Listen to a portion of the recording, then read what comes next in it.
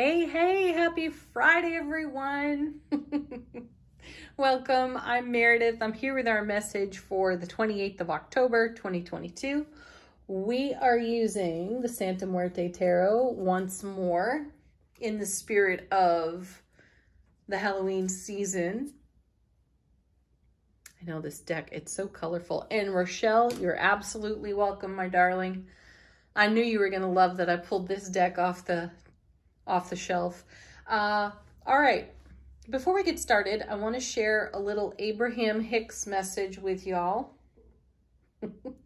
Y'all, where's that come from? Anyway, yes, I have the giggles again, folks. This is near constant with me. All right, here's the message. We were talking about investing happiness and what we are manifesting, affirming for. So here's a little message from Abraham Hicks. Your happiness is the most significant contribution that you could make. In your reaching for happiness, you are opening a vortex which makes you an avenue for the well-being to flow through you.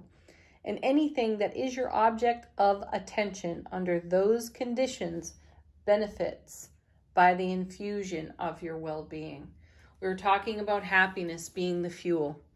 And I feel that that little message right there is great confirmation. So anything you wish to expand, grow, thrive, put on your foundation, live within your sphere of influence, use happiness as your fuel to get there.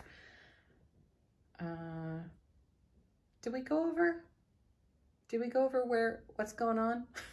That the sun's in Scorpio, the moon's in Sagittarius.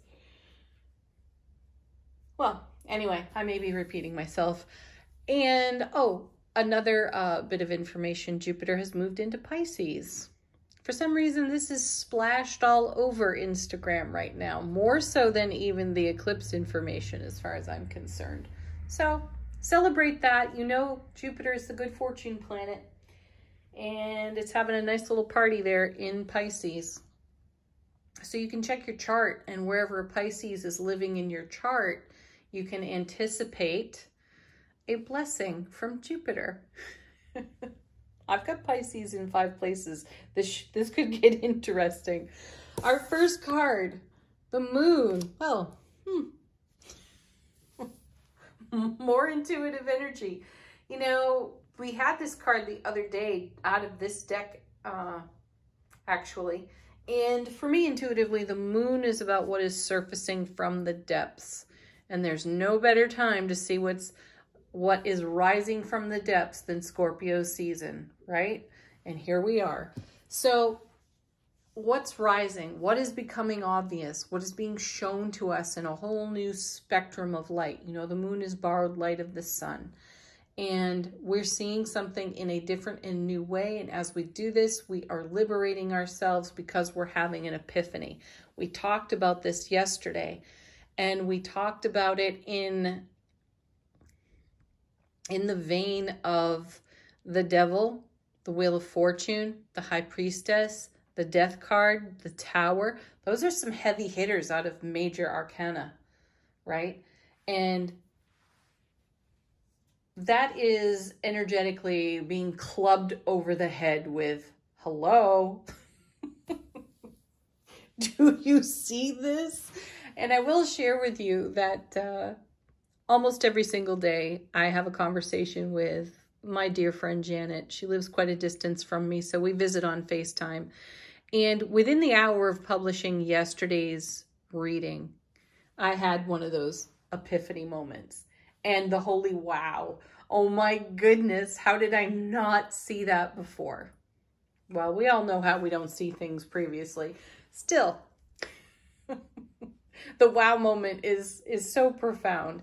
And how exciting for us. So this is an energy that's here to stay for a period of life experience and spiritual journey. Our epiphanies are going to be coming out of the depths, rising out of the depths for us. Where are they taking us? What's happening with them? What's our next card? King of Wands, gorgeous. Yes, divine masculine energy in the assertive. This is such a full steam ahead, take charge posture on this card with this king. And I love it because we're engaged in motivation, enthusiasm, ambition, employing our skill and our talent, because whatever it is that has risen from the depth off that moon card has given us wings in some way. And this is true of my own discovery yesterday. I fully anticipate there's so much more to come. I am in excited anticipation for that. But what I can do now with what I discovered here feels amazing to me in my heart space. So I love seeing this King of Wands show up in the reading for us. Where are we going? What kind of charge are we leading here? Oh my goodness. Ace of Cups. Yes, you could stop the reading right there. This card is the divine and cosmic gift of love, bliss, joy, fertility, abundance on overflow. And we are standing in the overflow. And it is the fuel of our happiness. What we were just talking about moments ago. It's the fuel of our happiness that keeps this overflow going. So in light of all of those big heavy hitters out of yesterday's reading, we are ambitiously and passionately growing, developing, maturing, and saying, heck yeah, I feel liberated. I feel free. I feel like I am under my own momentum here. I'm not being directed by or moved around by some amorphous, passive, draining energy of an old thought pattern, behavior, or habit. I'm setting myself free of it. And yeah, we got wings, baby, on that king. All right, the next set, these three came together, so they have their own little story to tell. The first of which is the Lovers. Yeah, we've made a decision to follow our heart, and that is liberating. And look how it is celebrated here on the king. So we are assertively moving forward because of our own self-discovery. We were talking yesterday about the Devil card showing us what we've shackled ourselves to emotionally. Whatever it is that we're chewing on, or as a dear soul that I know likes to say, grind on. What are we grinding on? Why are we churning up some old energy that has absolutely no positive influence on the now? And when we discover those things, and they do lurk in the depths too, and Scorpio is showing them to us, we can bring our fire, we can bring our passion to the energy and say, thank you for being there. Thank you for showing up, because now that I see you, I can free you. Yeah, and that's a choice. It's following our heart. What happens next? Queen of Pentacles. I love this card. Mother of the material, home and hearth. She's been with us almost all week long. She has shown up in the readings for us. So there's a strong, supportive, nurturing energy that really strengthens our foundation so that we can go forward assertively and passionately like this king over here. I love that. And as I'm looking at this queen, I feel connection to the Seven of Coins. You know, typically on that card, we see a character pausing in the garden, looking a little weary, and there's this abundant harvest on the vine, and it's not ready for picking. And we know that it brings heaven to earth for us. There's a sense of impatience in the weariness of the character on the card. And what I feel here is that we've come full circle with something. The harvest is ripe. We can now climb the ladder and pick the fruit. Yeah. Oh, so nice. And next, yeah, the Chariot. Dynamic momentum right there. And another 7. I know I was just mentioning the 7 of coins, but this is number 7 in the major arcana. So we have 6 and 7, progress, well-nurtured progress, and abundant harvest to pick from, and dynamic movement onward. Because of these self-discoveries over here with the moon and the liberation that those discoveries bring. Let's see what's on the bottom of the deck. How is the universe supporting us behind the scenes? First card, 10 of Cups. This was also in yesterday's reading. Such wonderful affirmation, because we've got the Ace of Cups, then we have the Ace of Cups to the power of 10. This is what's being nurtured by the multiverse here, by the universe, if you will. And in the self-discovery of what rises out of the depths on the moon, we can see this. And this is fresh inspiration, King. King of Wands. Fresh inspiration for us to keep going, even when we're met with hardship. Next, we have the Knight of Swords. Knights move energy between cards. So where are we going with this? I do want to make the connection between the Chariot and the Knight of Swords, because the Knight of Swords is known as a bit of an impetuous knight.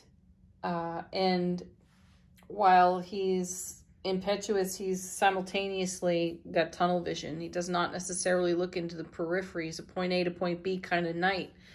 And I don't feel that influence so heavily, the impetuousness, the tunnel vision. I don't feel that so dramatically here, because the Chariot is present and next to the Queen. We've got a good vision for what's on our horizon, and we are far more stable in the presence, in our soulful presence in the now, than we have been perhaps ever, because of the self-discoveries coming off the Moon card. Oh yeah, and look, on the other side of this, the Empress, mother of the Chariot, the Charioteer there in Tarot, and another aspect of the Queen of Pentacles. She's all four queens rolled into one being, though you can take the great energy of unconditional nurturing love from these two cards, and that's what brings so much stability. We have that much appreciation and love for our own selves within the journey, and we have such heartfelt overflowing connection too with the Ace of Cups, and the Ten of Cups brings us. There's no way we will impetuously compromise that energy, that life experience. Let's take a look at Angel Answers. Great deck to ask a question of if you have one, to confirm something, or to be a fresh message from your guides and angels. It's up to you. It's always up to you. There's no blame to be had here at all. So whatever rises out of the depths for you, it's up to you what you do with it, where you go with it, how you navigate it. Bring love and happiness to it if you're able. Next, falling on the floor. Look at this. Big happy changes. See? Happy. It's the happy that makes the change, and that is totally up to you. Catch yourself if you hear these words cross your lips. This makes me feel. You make me feel. Remember, you're responsible for what you feel, and what you feel is temporary. So validate what rises. I may temporarily feel, though I am coming into because I am. You make that affirmation your own and be responsible for you and your own happiness. Next.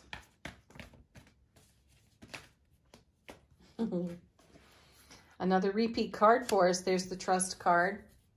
I love that it shows up for us and on repeat. It's again turning us to our own heart space, to trust ourselves, trust the choices we make from following our heart. Thank you, Lover's card. One more. Falling on the floor. Nice. You're ready. Born ready. I feel this connects to that soft, quiet little yes that we got out of yesterday's reading. Okay, final card for us. Summary of the reading off the bottom of the Witch's Wisdom deck. A message from our soulful presence to our waking consciousness. We have